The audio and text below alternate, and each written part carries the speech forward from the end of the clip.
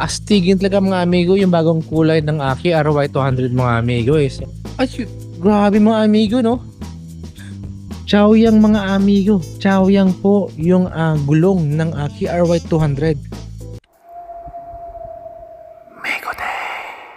Mga amigo, mahilig ka ba mag-trail? Mahilig ka ba umakyat sa mga bundok?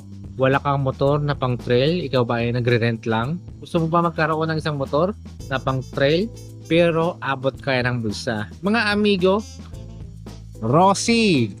Dito po tayo sa Rossi Pupuso Panglao dahil dito mga amigo ay may bagong kulay, bagong decals design ang kanilang Rossi KRY 200cc mga amigo.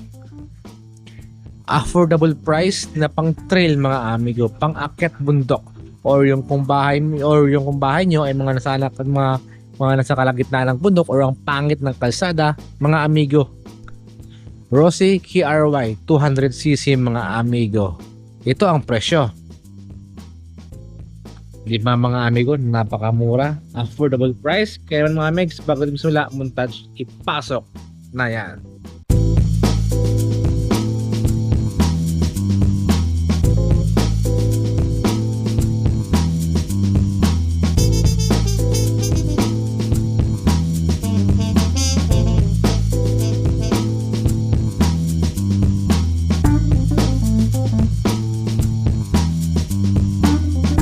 Actually mga amigo no, yung bago nila na ngayon na Rossi KRY 200 ay mas lightweight po ito, mas magaan mga amigo.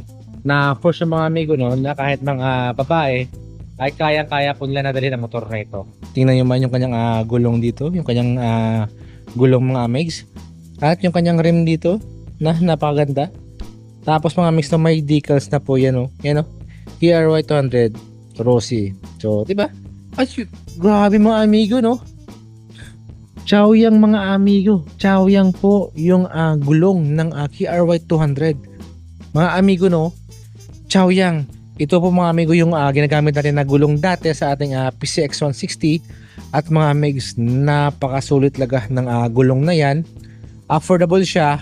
Pero quality mga amigo. For sure yan mga amigo. So, ako yung natutuwa talaga mga amigo no, dahil yung Chaoyang mga amigo ay nandito na po sa Rossi mga amigo at nandito siya mismo sa kanilang KRY 200cc plus pang trail pa siya mga amigo. So di ba nakakatuwa talaga.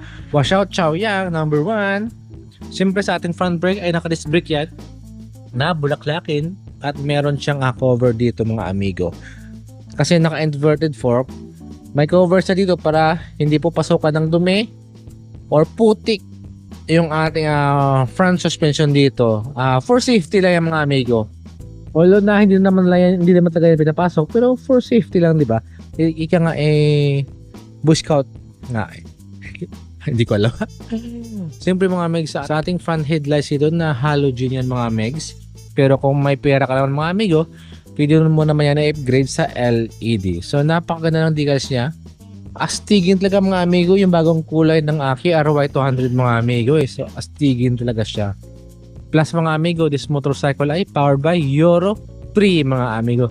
Kaya for sure napakalinis po ang buga ng kanyang tambuso dito at ng kanyang engine dito mga amigo. Dito naman mga amigo sa ating gilid ng mga fairings ay astigin din mga amigs no. Yan no. At may decals na Rossi. Ganda.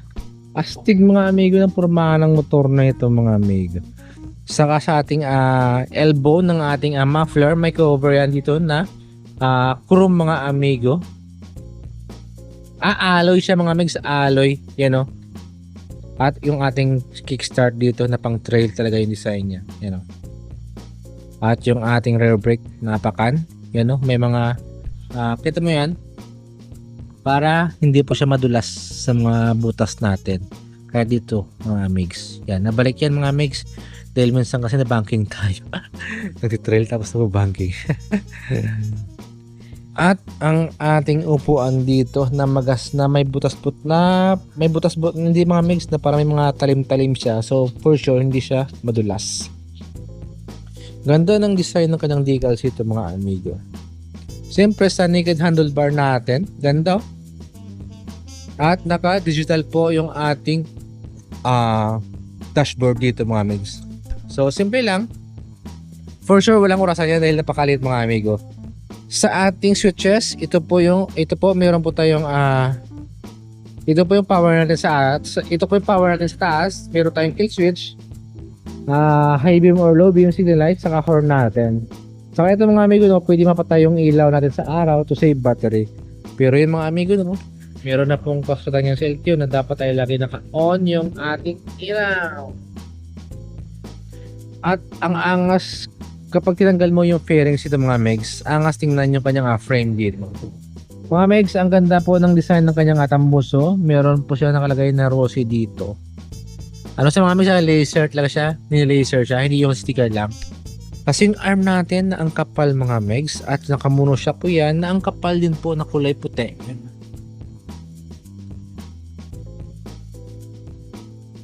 Ganda na kanyang sprocket dito mga amigo, no?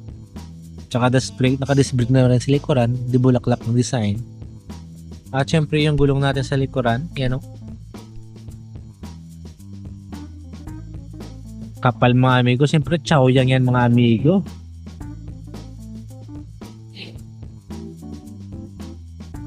Ang kapal din po mga amigo ng chain belt natin dito. At kulay gold yan mga amigo Yung mga sprocket niya makapal din po. May cover po dito yung ating chain belt.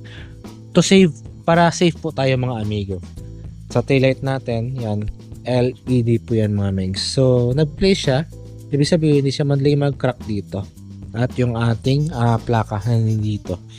Taillight natin, yan, napakaliit, nakapakasimple lang.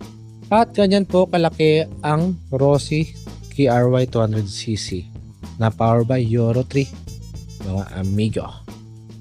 Diba? Ganda ito mga amigo. Ito ang motor, ito ang pang trail ni Rossi na sobrang gaan. Lightweight nga, ika nga. Pero mas naka-attract talaga yung kanyang silver dito na inverted fork. Ganda mga amigo. Kaya mga megs, kung trip nyo yung ganito, punta lang kayo dito sa Rossi, Pupusong Panglao. At ang daming mga motor nila dito.